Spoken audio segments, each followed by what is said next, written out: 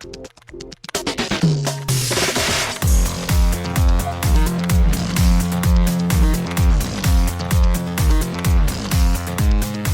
and welcome to Too Fast, Too Forever. There's all kinds of family, we chose this one.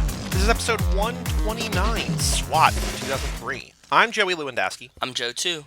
And this episode is brought to you by WeSit, the babysitting service and nanny network. Parents' number one choice for flat rates, no fees, local service. Shout out WeSit. Shout out WeSit and shout out... Oh, wait, I was going to give Haley Gerby's credit for sponsoring this episode. She did not sponsor this episode. That was the one before this.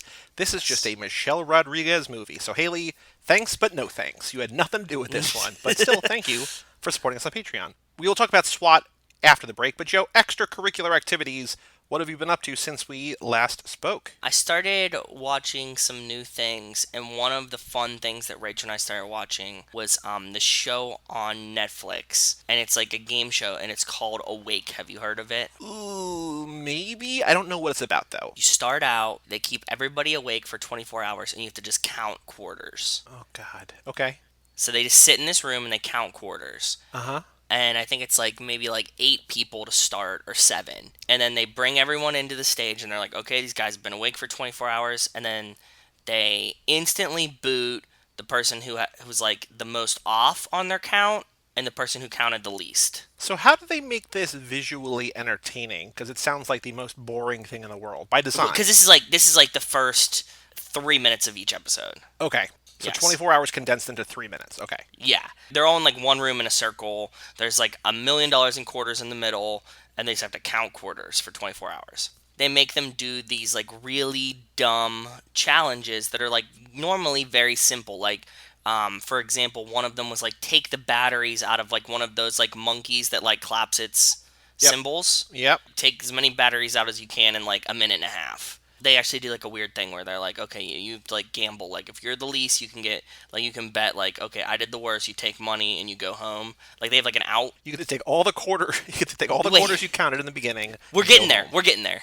Oh, that comes back. Okay. It comes back. If you think you did the worst, you can take $1,000 and leave. And you can do that. But if you did do the worst, you go home anyways, right? If nobody took it. So it's either you picked that you did the worst, or the worst person actually leaves. So then they keep doing these challenges, they whittle everybody down, and it comes down to the end. And they're okay, there's 2 people. They're who do you think had a closer count, you or the other person? Okay. And you can bet to you could be okay, they have a better count than me, so you can bail then, and get just take 10 grand or something and just walk. 10 grad, please. Thank you. 10 grad. Or you get to keep the amount of quarters you counted. And so that's usually 25 to 30 grand, right? Real? Oh, God, that's so many quarters. Okay. Yeah, you can get 24 hours to count them, right? Okay, that's still then... so many. Oh, my God. I know. Can't. Okay, yeah, yep. Then they're okay, now you make the thing, and they're if you're within $500 either way of the count, you'll get all the quarters everyone counted. Classic Price is Right, double both showcase situation.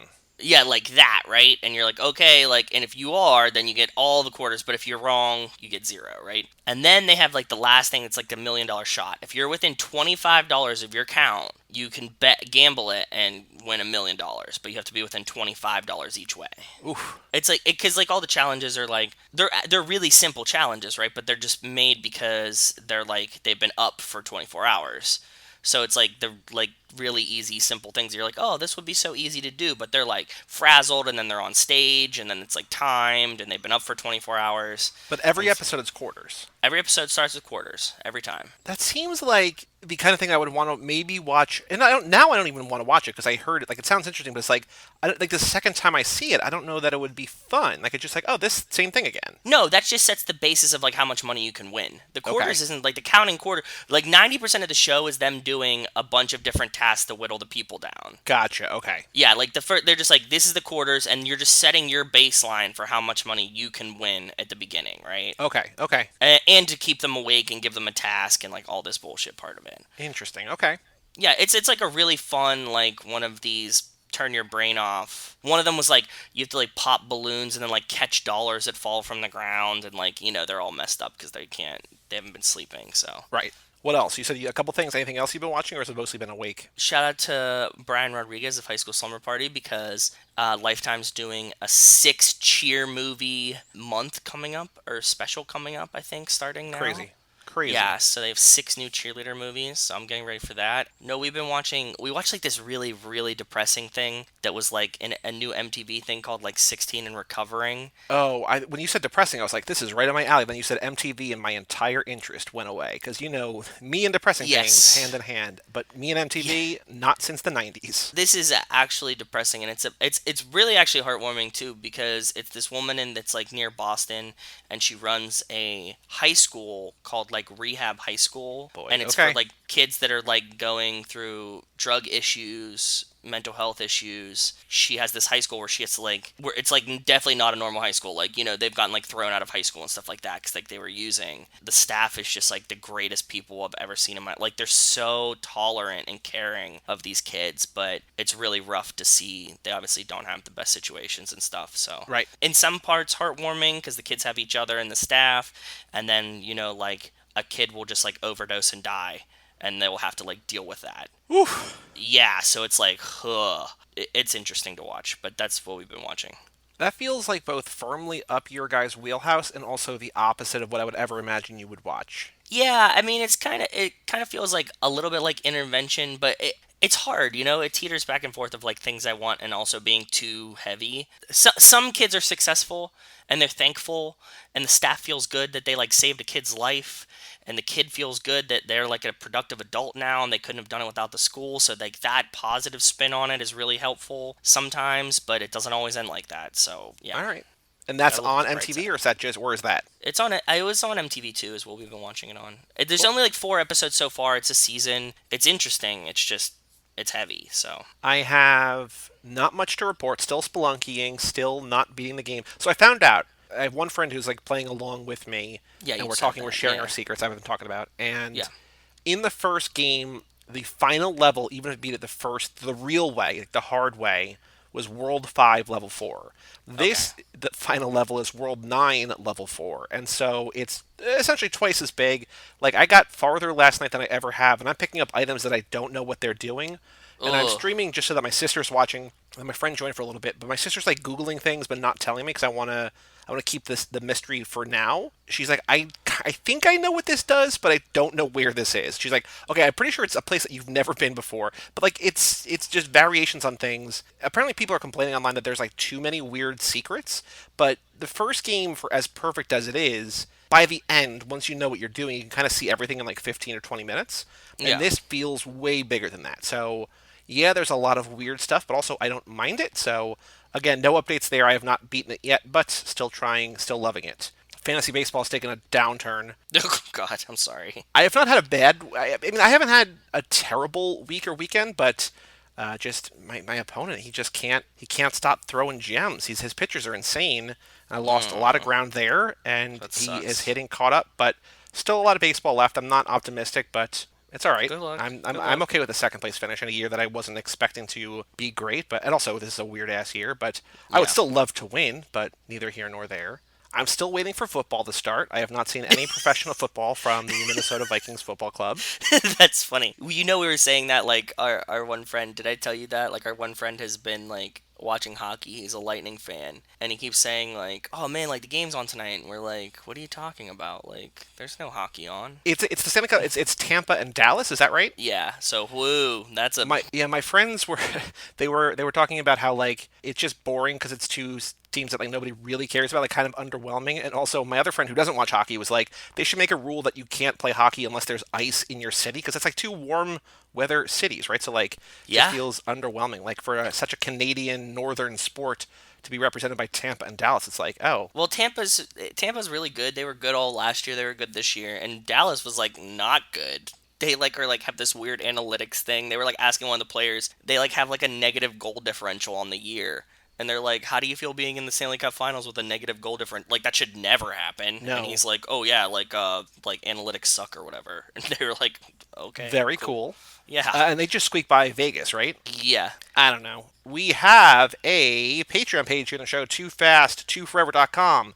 Shout out to Cassie Wilson, Jake Freer, Ben Milliman, Nick Burris, Alex Ellenin, Justin Kleinman, Brian Rodriguez of High School Slumber Party, Haley Gerbies, Wes Hampton, Christian Larson, Jerry Robinson, and Dan the Duke Hayden for supporting us at the $5 level or above. List, Thank you all so very much. Thank you guys. Just it feels like it gets longer. Like as you read them, like if I don't know if you're like slowing them down or not, but like even if you're like not adding new ones, it feels like the list. I'm like, damn, I forgot how long this list was. So thank you guys. You too could have your name read by me every episode breathlessly if you want to support us at $5 level or above. We have not had a new patron in a while. If you want to support the show, just give thanks. That's the wrong phrase. But if you want to get some swag and merchandise, I sent Dan his handwritten note and stickers, and he put a sticker up on his door. Oh, that's cool. TooFast2Forever.com. We also have an email address here on the show, family@cageclub.me. And Joe, we've got 5 emails today. First up from Jenny McMullen, subject line, Lost. What up, Jenny? How have you been, lady? How's it going? She says, "Hi guys, thank you for spoiling Lost in enough detail that I can finally write it off. I won seasons 1 and 2 in a radio contest over a decade ago. Despite several attempts, I could never get into it. Same with Desperate Housewives, which I also won. I don't know if that's the same contest or not, but you are killing it on the ABC DVD contest market." Oh, so she was calling into radio stations and winning them like on the radio? I guess that's cool. Yeah. I forgot that I honestly forgot that this was a thing. Like, and I even listened to the local radio station in the morning. I guess that they don't do ticket giveaways when I'm there. And like DVD giveaways. I remember like when I was a kid that they used to do a lot of these, but I don't remember them doing like that kind of giveaway on our radio station here. It's usually like concert tickets. Yeah, I guess maybe back, 10 years ago or more, it was like well, if they're giving away seasons 1 and 2, it's probably 06, 07 maybe, because that's maybe in anticipation for season 3. I don't know. Anyway. Probably.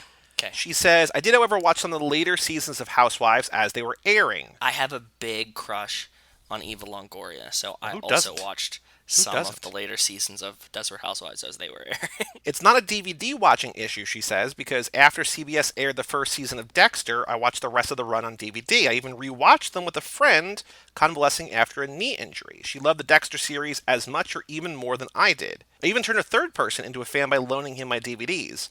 Okay. Anywho's still listening and enjoying, which reminds me, I went back and listened to the first couple of episodes. Funny stuff. Later, Jenny. The first episodes of this? Wow. Okay. I haven't even done that. Maybe we should do that one time. Like re-listen. Oh no, it's awful. Of even of this? Well, really? Maybe not of this, but I remember I listened to our Zack Attack. We Are Your Friends. Like while we were still doing Zack Attack, I was like, "Well, this is not good." Sure. I agree. I did that at one point too. I was like, no, these should just be deleted, but they exist. Then Jenny sends another email saying, "Strange Days episode." She says, "Hi guys, just finished listening to this episode on my way home, so pulled into the rest area," classic Jenny move, "to send a couple of thoughts. Catherine Bigelow's a name I've known for many years, though the only film of hers I've seen is Near Dark, which is great. It was my favorite film for a while when it came out during my teenage vampire phase, which consisted mostly of reading all or most of the Anne Rice books. Great actors including Bill Paxton, R.I.P., and the young, good-looking Adrian Pasdar.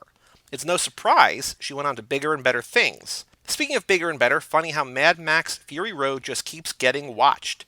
I remember back in the Zeph days, it was like 70K or maybe 170K. It's safe to say the one sequel that has outperformed the original? I've seen all 4 of those too. I think so for sure. I think so. But yeah, you're right. Oh, that's right, because you've been along for the whole ride. So the number just keeps, every time we play that game, it just gets higher and higher. Yeah, Jenny was here before that was even a game, right? Like, we were like, oh, we should probably turn this into a game. Yeah, she has. Lastly, I really liked your sign-off on this episode. Please keep using it. Got to get back on the road to home later, Jenny, which I think is our new sign-off. Yes. No more anus piecers, because, like, it doesn't make any sense, but, Yeah. Tell you all about it. This one works. We actually like had a back and forth for like almost a day or two, and like I like mentioned it to Rachel, and she was like, "Why don't you just use that?" And Joey and I were like, "We're idiots." It was such low-hanging fruit that we just totally overlooked it. Yeah. So. And then on the topic of Strange Days, Justin sends in Juliette Lewis, and I read this email. I was like, "Oh right, I'm dumb." He says, "You guys had me smacking my forehead. How do the two of you not know Juliette Lewis? She's not even in the show Glow," which I realized after the fact, and this is a stretch, but it's the way that my brain worked, that on Glow there's the singer Kate Nash, who's also an actor, and she and Juliette Lewis I kind of discovered at the same time in college, and they're both not similar musically, but they're both, like, I just have association with them, like, female vocalist artists that I like. that are both actors now. And so I was like, oh, yeah, her from Low, but not. Justin says, you mentioned she might be in Natural Born Killers. Of course she was. Maybe it's our Yes. age difference, but how about the snotty daughter in National Lampoon's Christmas Vacation? Ooh, I wouldn't have picked her from that, but yeah.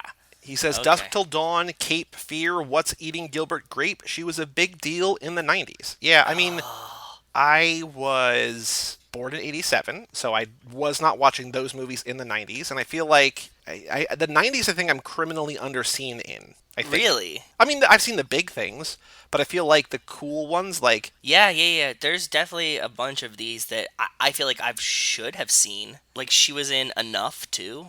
Like, holy shit. which I saw with my family, I think when it first hit VHS, maybe, and I haven't seen it since, but I still remember parts of it. Yeah. Yeah, and she was in Nerve, the fucking movie that just came out with Little Franco, right? Wait, Juliette Lewis is in that? Yeah. I believe you. I just want to see who she was in Nerve. Maybe she was a mom? And Ma, too. The movie with Yeah, I saw that. I've never. I haven't. I mean, I saw that she was in that, but I didn't. Oh, yeah. Okay, so she is. She plays Emma Roberts' mom in Nerve. Okay, and wasn't Octavia Spencer just in a movie that we was it SWAT? She was in she was in SWAT. SWAT. God She's damn in it. this Yeah, episode. Yeah. that's right. The Octavia Spencer connected universe strikes again. Yeah, like I was looking at Apparently. these, but like I didn't know if you had seen What's Eating Gilbert Grape, which is like Johnny Depp's first movie. No. I didn't remember. Like I know she's been in a lot of things. Old school ton. Yeah, but you're right. He's right. She's firmly like in a bunch of good movies in the 90s and then like a bunch of other movies that I've seen. My issue is that I use Letterboxd for this because we mostly talk about movies, and it lets me easily see because like things are faded. What I've seen, like watched movies are Ah. visibly faded, but then TV is excluded. So I was just like, oh yeah, probably Glow, whatever, it's fine. So Justin, I am so sorry. Sorry, buddy. Sorry, sorry. Our next email from Jerry Robinson, subject line funny story. He says, I found out something about Tokyo Drift, our next episode, drifting through the Okay. crowd. And then he tells about how Justin Lin wanted to get a permit. Tokyo said no, they did it anyway, but the police came in to arrest him. They had a stand in claim to be him and get arrested instead. Yeah, that was the article that came out a little bit ago that got picked up and Which is circled still a around. crazy story. It's a nuts story. It is. It really is crazy and very smart. I want a stunt double that gets arrested for me whenever I do bad things. Yeah. No, it wasn't me. It wasn't me, Your Honor. It It's was that guy. Yeah. He says, and The Rock went full Hobbs/Black Adam and destroyed his gate. Did you hear about this? No. So last week, the remnants of Hurricane Sally hit Metro Atlanta with enough wind and rain to take out his He lives in home's Atlanta? power. I guess he's got a home in Atlanta. I don't know. I assumed probably because of like ballers or something and his ties to Florida that he lived in like Miami, right? Or like Florida somewhere. So he posted on Instagram, not my finest hour, but a man's got to go to work. We experienced a power outage due to severe storms, causing my front gate to not open. I tried to override the hydraulic system to open the gates, which usually works when power goes out, but this time it wouldn't. Made some calls to see how fast I get a gate tech on site, but I didn't have 45 minutes to wait. Damn. I know I have hundreds of production crew members waiting for me to come to work so we can start our day, so I did what I had to do. I pushed, pulled, and ripped the gate completely off myself. Tore it out of the brick wall, severed the steel hydraulics, and Jesus. threw it on the grass. My security team was able to meet the gate technician and welders about an hour later, and they were apparently, quote, in disbelief and equally scared. Not my finest hour, but I had to go to work, and I think I'm 100, emoji, ready to be hashtag Black Adam, hashtag RIP Gates. So imagine... That's so cool and badass, but also like imagine being The Rock and being like, I can't be 45 minutes late. People need me. We have heard stories from this franchise that we hold so near and dear to our hearts that people have been late to the set to negative effects, right? And Yes. I think it's funny. I also just like think, imagine if you're like a gate technician in the Atlanta area and The Rock calls you and you're like, yeah, I can't get there for like 45 minutes. It's like, dude, drop what you're doing and get there right now. Like, it's The Rock, right? Like, I think that there has to be like some kind of like relay. Like he probably called like 1-800 Gates Are Us, and they were like, well, we have a technician in the area, but he's finishing up another job, and like we'll send one out immediately, but it'll take 45 minutes because he's on like a private road, and you're like, okay. But you're right. Like if he had like a gate guy, and the gate guy's like, Rock, you gotta wait. I don't think he has a gate guy, but I'm just like, like, oh, like, just take down the information. Like, just imagine, because when you call those places, like, you call like a plumber or like an exterminator or whatever, and there's like someone who answers the phone. Like, in my experience, like the last few times I called, it's always like the owner's wife, and she's like, all right, let me take the notes, I'll give him a call or whatever. And like, all right, name, Dwayne Johnson. All right, whatever. And then it's like doesn't, whoever's taking notes like doesn't make the connection. Then the calls are Yep. like, why didn't you tell me it was The Rock? Like, Exactly. Yeah. I hope that he was like no. He said it was in the morning. yeah. I was hoping he was like eating lunch and was like, tell him to wait. Like I'm in the drive-through right now. I like my veggies first. Yeah. Exactly. Last Yeah. email from Dan Hayden. Subject line: Old and new BS. What up, Dan? How are you doing, bud? Hey guys, really enjoying the content as always. I'm getting close to finishing lap 1, because remember he's listening to new episodes but then going back, and I have to Oh, know, that's right. did anyone ever make that Sistine Chapel art for you guys? No, I think that was Doubtin' Tom maybe who brought that up, who has since vanished completely. He has. He definitely has. That's true. We got an email from him like a couple laps ago, I think. He was on board really early, and then I think he checked back in a while later, but I haven't heard from him in a while, so shout out Not Doubtin' on Tom. Twitter or anything either. Yeah. Hope he's doing okay, bud. Dan says, I told Joey I was already working on a piece for him. I thought it was for us, but apparently for me. But maybe I also need to start something for Joe. By the way, Joey, I'm still working on it. Art is no 10-second race. It is not. So it's just some random notes from the last week of shows. You don't have to make anything for me, bud. I would love it, and it will be displayed lovingly in my home if it did come to be. But if not, I can just take a little part of Joey's into my heart. We'll see what Dan has up his sleeve. Yes. All right, he says, you mentioned the dad in Milton's Secret's also the dad on Gilmore Girls, a show my wife forced me to watch early in our relationship. Dude. I know it's not for everyone, but it's for sure my top 50 shows of all time. All right. I mean, it's not exactly high praise, but all right. Rachel and her mom love Gilmore Girls. I often come home and Rachel will be watching reruns, and like if her and her mom are together, sometimes like I'll come home or come into a room that they're in and they'll be watching it, just like reminiscing. Have you ever seen an episode of it, Joey? No. So I know my sister and my mom like it to the point where my sister sent like a video of her cats doing something. My mom's like, is that Lorelai in the background? Are you watching? And she, like, the fact like she was not even like, it's like just innately in there. My sister rewatched the entire series when we were living together, but I've never sat down and watched an episode. I just know vaguely, like I know Melissa McCarthy's in it. Like I know little things about it, but I've never seen an episode. The only thing that I'm trying to point out is that in that show, they talk at fucking light speed. Oh yeah, I know that. Yes. They're just like cranking through dialogue the whole time. Like you edit our podcast to add less filler, like add less dead space into it. I think that they had to add pauses into Gilmore Girls. Like they're just like reading it. It's like da da da da da da da da da, and like they just talk the entire time, and it's like, oh my god! Like when I watch it, I get super hyper stimulated from it. Like I can't watch the show. Rachel's laughing at me now because she's hearing what I'm saying. Which, I mean, it's a skill. I mean, that's kind of old timey in a way, right? Where like back in the talkies, like when they're just like see and whatever, right? So or like rappers practicing battle raps or something. Ooh, yeah. That she had to like train her breathing so she could talk faster. The character that actor David Sutcliffe plays is named Christopher Hayden, so there's lots of laughs from my wife every time the words Mr. Hayden came up. Yeah. I highly recommend it, and luckily for new viewers, the first 2 seasons are by far the best. Well, thank you, Dan, but again, there's so much that I want to watch, and I can't spend time watching Gilmore Girls. I mean, come on. There is a podcast actually tying in, I think a host of it, maybe. There's a Gilmore Guys podcast where guys rewatch Gilmore Girls, and I think one of the hosts was Demi Adijuibe, who just put out his 21st Night of September video again this week. Excellent. Hold on. Excellent this year. Gilmore Guys. Yeah, Demi and Kevin T. Porter. Yes. So the podcast Gilmore Guys, which is an episode by episode recap podcast hosted by, I don't think it's still active, but yeah, Demi, I mean. Also Gilmore Girls always cracks me up because like at one point she went to Yale, and so like we're always like laughing because this is where Sure. Like she's like supposedly around New Haven. She's a real Eli. She is. In the last main episode, Nico or Kevo massively misquotes miscongeniality. Bill Shatner, James Tiberius fucking Kirk, asked a contestant from Rhode Island to describe her perfect date. Her response is not March 26th, it's April 25th, my birthday. Who the hell thinks it's not too hot or too cold and all you need is a light jacket in Rhode Island at any point in March? You've been educated. No need to thank me. I don't know if we should bring that up to them or not.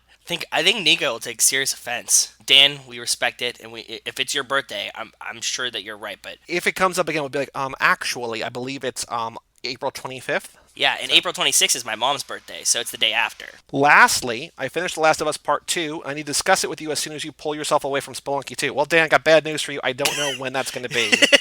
I'm assuming you haven't finished it yet, but if you have any thoughts. I started Horizon Zero Dawn this morning, and when I need a little break, I plan on diving headfirst into Spelunky 2 as well. How do I want to say this without really spoiling? But The Last of Us Part 2 is divided pretty cleanly into two halves.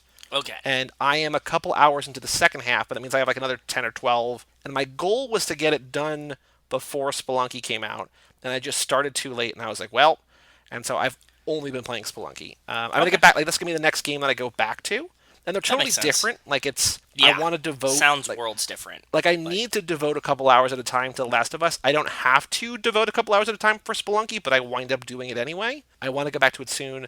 I also, this past week, pre-ordered the PS5 and the Xbox One, and man, Ooh. it is. I was telling you, like, these pre-order, I mean, people who care about this stuff out there know that, like, the pre-order systems are insanely messed up. Yeah, I saw. You know who I saw bitching about the pre-order systems the most? Who's that? Steelers that I follow on Twitter. Oh, okay, yeah. They were like, "Yo, where can I get a PlayStation at?" Sony announced their things. Like, they had a press conference. They're like, there's going to be pre-orders start tomorrow at noon or whatever. And Yes. every retailer was like, hey, guess what? It's up now. Like, every site broke. And so I finally got one through. Like, I wanted to go through Best Buy because they're like, I wanted to get the perks. Like, it's a very minor thing, but I wanted to get the perks of their rewards. Like, if I spend a little bit more, I hit the first tier or whatever. Anyway, I was like, I'll just get it from Best Buy because I've gotten everything else from Best Buy. That's fine. Best Buy was like way gone. And finally, I pre-ordered one through Amazon that someone was just like, here's a link. It took me to a version of Amazon that I've never seen before, where it was like no clutter. It was just like a small little picture. It was almost like, imagine what like wouldn't be embedded in a tweet if an Amazon item was in a tweet. It was like, it looked like that. It was like a picture, Okay. a little bit of text, and it was like add to cart. And it brought me to like a different cart screen, and it just like checked out. And Amazon has since emailed me like, hey, you might not get it on release day, which is fine because I want the Xbox more anyway. But I was like, I've never seen like this back door of Amazon where like their entire carts, like everything everywhere was just like way gone. They both kind of like jab at each other a little bit. And so Microsoft saw this and like, guys, don't worry, we got this. Next Tuesday at 11 a.m., gonna be everywhere. So just like, we're good. Tuesday at 11 a.m. came and went, and it was another nightmare. Best Buy and Amazon didn't even list it. Like, they had the item, but they just said coming soon on Best Buy. And Amazon didn't even have like the specific product page. Was just like sorry, that page is broken with a picture of a dog for 2 hours. Not even just a little bit, which is like, it's just beyond messed up. And eventually, I'm checking Twitter, and someone, do you know iJustine? She's like a YouTube celebrity. She's like a gamer and whatever. No, I used to follow absolutely her. not. I haven't followed her in a while, but her sister is also like a YouTube person, whatever. Sure. And she tweeted and someone retweeted, this link is working for the Xbox. So I got it through Amazon. I was like, cool, that's amazing. But then like still I was checking like for hours, just like kind of curious also because I kind of still wanted it at Best Buy. And it for literally hours, it just didn't work, like throwing all sorts of errors. And then it finally was just like, sold out. It's like, well, that's awful.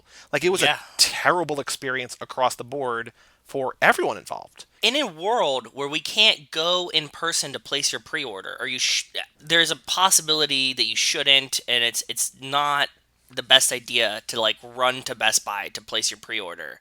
You think they could have worked out the fucking ordering system online, Well, right? so Best Buy was saying we're not taking pre-orders in store. Okay, so even worse than like you're prepared. You're mentally I prepared know. to like. It was just like awful. It was awful. And like, I saw people on Twitter, like people were camped outside GameStops. I think GameStop was doing in store. I don't know if everywhere, but like they were doing, because like people were like online since 4 a.m. Like, a picture of them in line, like a socially distanced line. But it's just like, this is crazy. It's crazy. Dude, Black Friday's gonna be fucking wrecked this year. I'm interested to see, because Black Friday, it's not like everyone's online at one time. It's like an all-day thing, right? So like, I don't know. Well, no, but you're gonna have Black Friday, but nobody's gonna be at a Walmart, and if they are, then we're gonna have all the reports of people being at a Walmart.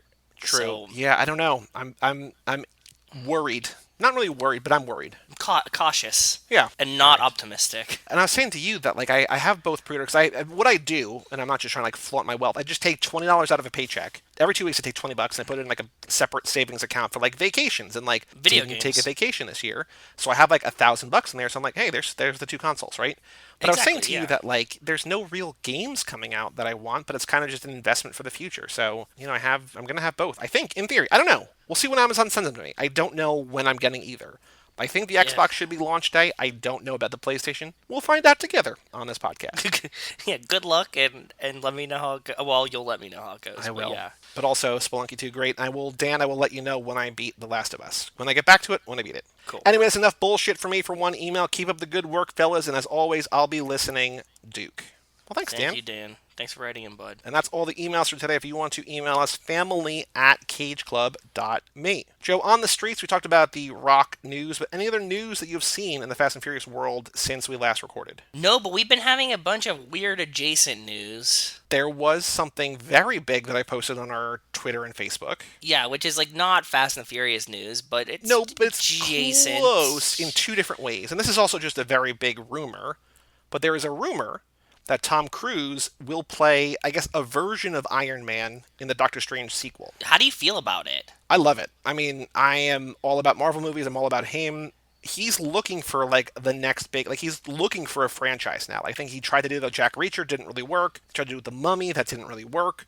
He's got Mission Impossible, but I feel like he's trying to do something like that, and I don't know that he's going to be, because the Doctor Strange sequel is like a multiverse, so I think he might just play an Iron Man, but Which is okay I'm about in it. that sense. In that sense, that is okay with me. For them to replace Robert Downey Jr. with Tom Cruise, I would have mega problems. No, yeah, I don't think it's that. I think, yeah, I don't know. And as we've said, we were talking who could be the big bad, who's the voice of Etion. Like, he's up there, right? Sure. Like, Keanu, Tom Cruise. We're like, but I don't think Tom Cruise could just be the voice of Etion, like a small role. But, like, he'd be a great evil villain, super villain, top tier villain of Fast and Furious, too. So. Yep. And he rarely plays a bad guy, so, like, that would be another added interesting wrinkle, too. Like, in the comics, I know that Falcon becomes Cap at one point. I know that Pepper Potts, I think, becomes Iron Man at one point. Like, there's all sorts of variations of existing characters that could kind of take the helm, take the mantle, whatever. But, like, I wouldn't want to replace him. But if he's, like, in a movie or a scene or whatever, yeah, absolutely. Why not? Yeah, of course. That Yeah. works. I get it. Is there other adjacent news that you've seen? Because I don't know if The there thing is that you others. sent about Gosling playing a stunt driver, and we spent a whole lap talking about stunt drivers. Yes. And it's from the guy who directed David Leitch, who was Keanu's stunt double on The Matrix, but also directed, like, Atomic Blonde and Deadpool 1, maybe Deadpool 2, but also, I think, directed Hobbs and Shaw, specifically to us. Exactly. So it's like Gosling to us, stuntmen when we talked about, Death Proof and all that stuff, and he directed Hobbs and Shaw. So, yeah. David Leitch directed Deadpool 2, Atomic Blonde, Fast and Furious, Hobbs and Shaw. He's doing upcoming Atomic Blonde 2. Yeah, there's a bunch of stuff, man. He's doing an Enter the Dragon remake, I guess? Ooh, maybe? weird. Yeah. Wow. We talk about Enter the Dragon a lot on here, too. Fuck. Yeah, Jeez, man. very Yeah, strange. David Leitch is one to watch for sure, because his fights, like his movies, just the action is beautiful. Unlike S.W.A.T, but we'll get into that. We'll get into that. Other news of note or no? No, that was it. Just the adjacent weird stuff that we were talking about. All right, then let's talk about the Ana Lucia Cortez Leticia Ortiz Lost for a Minute episode titled One of Them.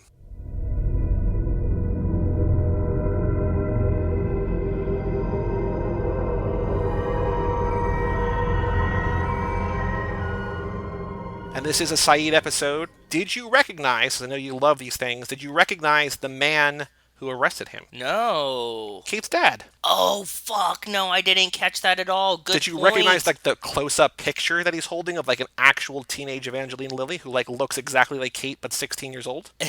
No, I saw him holding the picture. He's like, do you have kids or something? Yep. And he's like, a daughter. Like, I remember that part, but no, I didn't. Actual picture of Evangeline Lilly, and that's her dad. And so I was saying, because when we were talking about that episode, you missed in the background that, like, Saeed is briefly on the TV in his office. Kate's dad arrested him. So another little, because we had Kate's mom as the waitress in the last episode.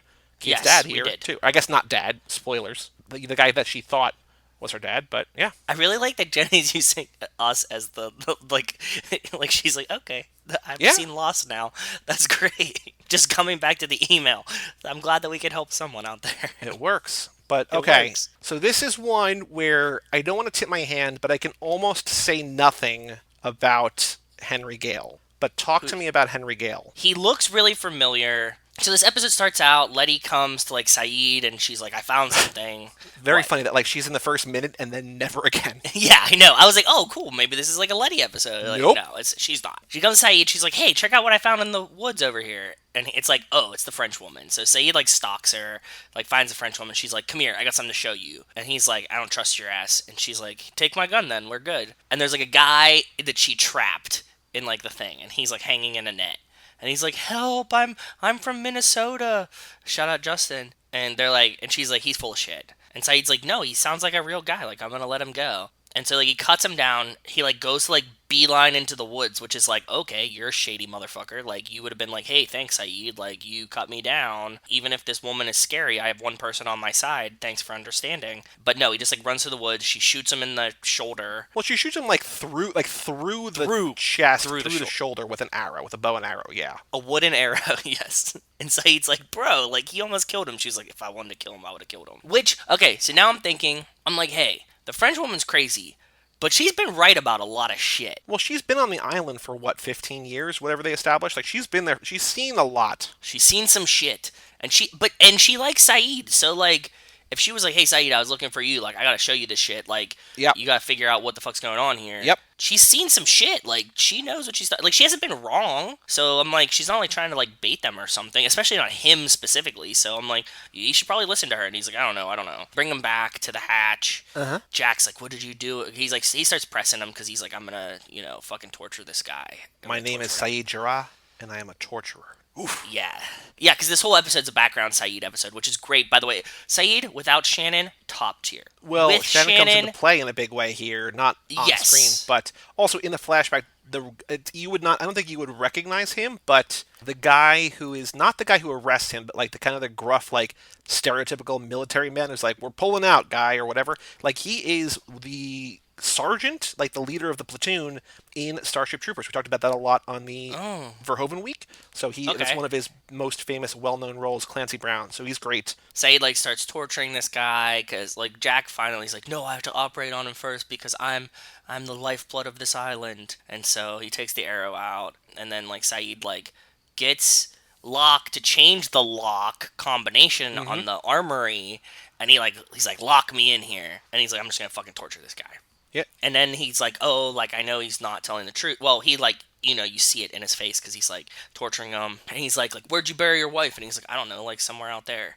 And he's like, the fuck you do. How If deep did you buried your bury? Did wife- you use your hands? How many? Yeah. You would know exactly. And he's basically just like, he's true. finally coming to terms with the fact, because he's been saying, I'm fine, I'm fine, I'm fine. But this is like his, like, oh no, I'm not fine. Yeah, this is his, like, oh, I'm actually reminiscing about burying Shannon, but cool, we don't have to see her, so not a big deal. And that's, like, he, like, comes to grips, and the guy's like, did you have something happen to you? And meanwhile, like, Jack is breaking in.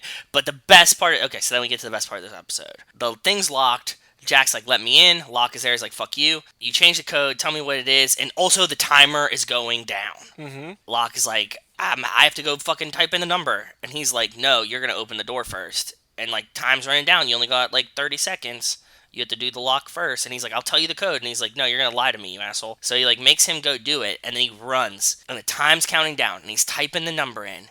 And it hits 0. Yep. And all of a sudden, you see, like, hieroglyphics and shit on the clock. And it turns red. And, like, you hear something, like, booting up. But he gets a number and he hits enter. And it resets. Something could happen. I'm still going, this is just, like, a mental test. That's what I'm going with. But something started moving, which is, like, giving me a little... But yeah, but something happened. So we know something happens if you don't type the number in. Right. There's suspense there, but Can't you know say anything, and I won't. I know. Say Don't say anything. That's fine. But I will say, though, that the guy who plays Henry Gale is his actor Michael Emerson, who essentially landed this part because of a stint he played on the TV show The Practice, which is a lawyer show that my parents loved. He played a serial killer in a couple episodes, and apparently he was so good and creepy and weird on that they cast him here. And effectively, based on his performance in this show, he became one of the 2 leads of the CBS show Person of Interest. Even if you never watched that was on like every CBS football game for 5 or 6 years. Oh, you're you saw right. commercials That's why with I him know and what Jim that is. Caviezel where they were like, whatever. I don't know that a lot of people from Lost went on to like superstardom, but a lot of people from Lost essentially headlined TV shows. Like Matthew Fox did stuff, Josh Holloway plays Sawyer did stuff, Yeah. Michael Emerson did stuff. Like a lot of these people went to go become like the lead. Daniel Day Kim is Hawaii Five. Like a lot of these people went to get their own shows elsewhere. So they're not propelling people to superstardom, but they're all like, you have your own show now for 5 or 6 years. Just wait until you watch Seinfeld. Every side character in Seinfeld becomes like a real actor in like a show that ran for like 20 seasons later. Yep. Tiny tidbit characters. You're just like, oh, that's his girlfriend for a week, and like that's yeah. Anything else of note? Like this is one Yes. where like we're getting into stuff where I can't say anything. But anything else of note that you want to bring up about this episode of Lost? There's like another side story that's kind of bullshit that like Sawyer wants to catch his frog. It's just for levity, because like you can't have Yeah. all the serious heavy stuff. They're just searching for a frog, and Hurley's eating ranch dressing. Yes. When he's torturing him, he's like, "What did you sell? Like, what did you have?" He's like, "I had a company. Like, what did you do?" And he's like, "It was a mining company." They said, "Like, what did you mine?" And he goes, "Non-metallic metals." And I was like, "Rachel, what the fuck are non-metallic metals? And how did that line get cleared in the show?" A non-metal is a chemical element that mostly lacks the characteristics of a metal. Okay, but there's no non-metallic metals. It's redundant. Well, maybe a lot of people then, maybe it's a commonly misquoted thing. But if he was like, "Oh, we were mining non-metals," that would be like, "Oh, okay, cool." Like ores, right? I think so. Non-metals. That's another thing where it's like I don't know if people are going to understand. Well, what's a non-metal? Like that's like it. As dumb as it sounds, I think non-metallic metals sounds more TV-ish and plausible than just. It sounds more non-metal. TV-ish, but for any person it's like, what the fuck's a non-metallic metal? And then you see Saeed come back at the end, and he's like, "Oh yeah, like there's a guy down there, and he's one of them." And it seems like he's trying to convince Charlie to kill him. I think he's trying to get Charlie on his side, which again, Charlie's just in a very manipulatable state right now because we know Sawyer took advantage of him last episode. But in the first season, remember, Ethan hung Charlie and left him for dead. Yeah, they show in the So- preview in this one. Yeah. Anything else about one of them? Because the next episode, we're not doing because it's the Tokyo Drift deleted scenes. And then in 2 episodes, we're doing 2 episodes because the next episode, Anna is not in, and then she's in the one after that. So we'll have 2 episodes to talk about, but I think Anna's only in one of those. So No, I'm getting excited. Dude, the hieroglyphics thing got me a little shook today. Yep. So It's in a point where like I want to say things, but I can't say things. But So you know, don't. it is what it is. But Joe, what I can say things about is the final thing to do before we take a break is the Fast and Furious minute 88. Where we're going, we don't need roads. Could have done that, but has nothing to do with it. Although they do go off-roading a little bit. But They a minute I do. called, this is Officer Brian O'Connor.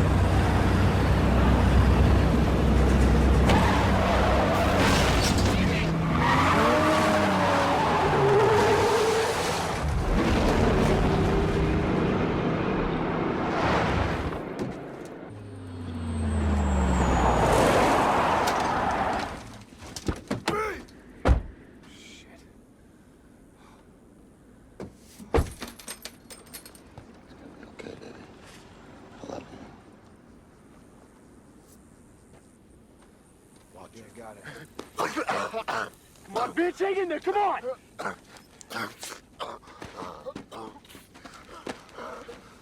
If we don't get him to an ambulance in 10 minutes, he's dead.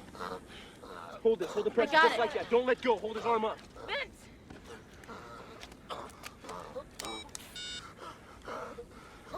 Yeah, this is Officer Brian O'Connor. So in this minute, Brian jumps to Mia's car and safely lands atop it. The truck driver taps Mia's car, sending them off into the ditch, then drives off. Leon, Dom, and Letty pull up. Dom checks with Letty, who spits out or drools a little blood, then races over to tend to Vince. Brian's using Vince's belt as a tourniquet on his right arm as Mia holds it up, and then Brian calls for medical help for Vince, revealing he's a cop. But we do not see cop. Dom's reaction. No, not yet. We just see Brian like open his phone and say this is Officer Brian O'Connor. This is a difficult minute to talk about because narratively very important, but for minute purposes, not a lot going on. No, you get Brian surfing on a car. That's kind of cool. Very cool. Dom again being driven by Leon, not And Letty driving. in the back seat is a very rare thing too, I think. Yeah, I think so too. We don't see anybody in back seats of any cars. No.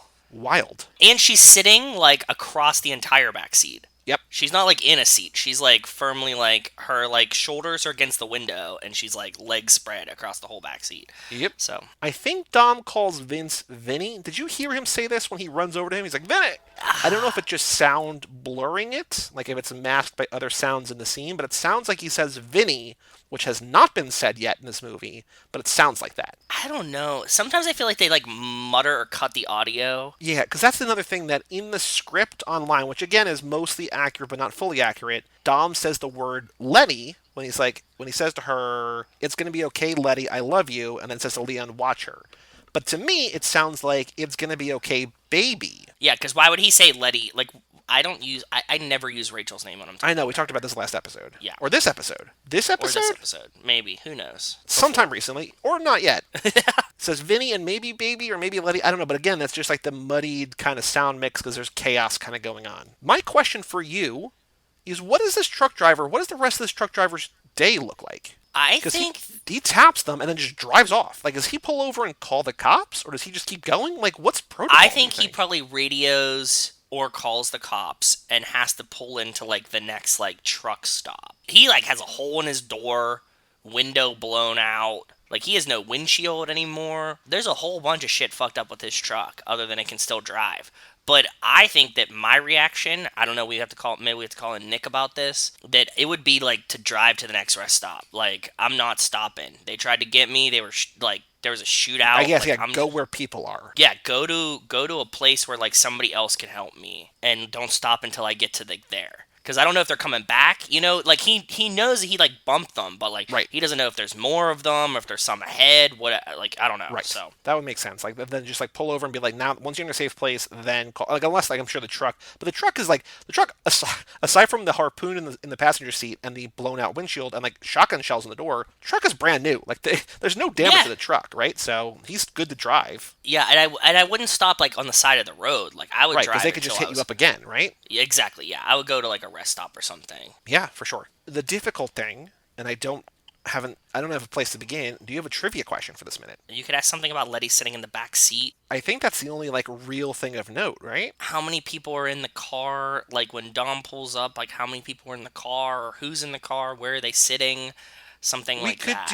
We could also do, because it is vocalized and you see it. How does Mia help? What medical aid, or how does Mia help Vince? And she's like holding his arm above his heart to slow the flow of blood. Brian says to her, hold the pressure just like that, hold his arm up. Yeah, I like that too. Either one works. I don't think either one's better or worse than the other. So I think we could say, because I like the idea of Letty in the back seat. It's like, what's unique about... I'm okay with either. You pick one and we can come up with a wording for the question. I can't. I don't have one that I know that I like better. I was hoping that you would help. What are the roles, and you can mix them in the, like, giving Vince medical attention? It's like, Dom applies pressure, Mia lifts arm, Brian calls cops, and then you could just, like, switch all of those around it whatever way you want. Okay, so, okay. You get what I'm saying? Like, Mia applies pressure, Dom lifts arm, Brian applies tourniquet. So I feel like Brian calling in, like, I don't think we can say... Brian applies tourniquet, though. Remember, he tourniquets with the belt, so you can use that one. Let's do that, okay. Do you like that? Wording. What is each character's role in in providing medical attention to Vince? How does the family help in providing medical attention to Vince? We could say Brian ties a tourniquet, Mia... I'm just going to write the right answer down. Yes. Mia holds Vince's arm up, Dom applies pressure. And you can also, like, add Leon into that, you know what I mean, at some point. Ooh, okay, so Brian... Yeah, just change all their names. Pressure. Yeah, this is... Brian applies pressure, Mia holds Vince's arm up. Oh, boy. Dom ties a tourniquet with a belt. Boy, this is going to be wildly difficult. Also, not really. Like, it's both easy and hard, right? Yeah, it kind of makes sense if you think about it, right? Because you Brian... definitely know Brian does the belt. Like, that's the first one. Brian does the belt, and then when Dom comes up, he says, Dom, apply pressure, and then he goes, Mia, hold his arm up. So if we have hold your arm up, that's one of the things. Like, as long as we don't leave that out, we're like, okay, it happened. So I replaced Mia in two of these with Leon. Brian ties a tourniquet with a belt, Mia holds Vince's arm up, Dom applies pressure. Brian applies pressure, Mia holds Vince's arm up, Dom ties a tourniquet with a belt. Brian holds Vince's arm up, Leon ties a tourniquet, Dom applies pressure. Brian... Oh, boy. Okay, yeah. I mean, I don't need to say all these. People out there know what it is. Yeah. Boy, this is a new kind of question, a fair question. I don't think this is like a bullshit question at all, but it is a wordy one for sure. How does the family help in providing medical attention to Vince? The correct answer: Brian ties a tourniquet with a belt. Mia holds Vince's arm up. Dom applies pressure. Oof. Tricky but fair. Because you have to think like, is Leon there? Because like, it's not saying that Mia's not there. Like Mia could be there, just not doing something, right? Yeah. Brian ties a tourniquet with a belt. Mia holds Vince's arm up. Dom applies pressure. Wow. For minute 88, officer. It's so this hard. Is officer. And when I copy it, it like is impossible to figure out like what goes where. I have to take a picture of it for them or something. All right, Joe. Let's take a break and let us head back in time to Los Angeles, circa 2003, for Michelle Rodriguez as Officer Chris Sanchez in S.W.A.T.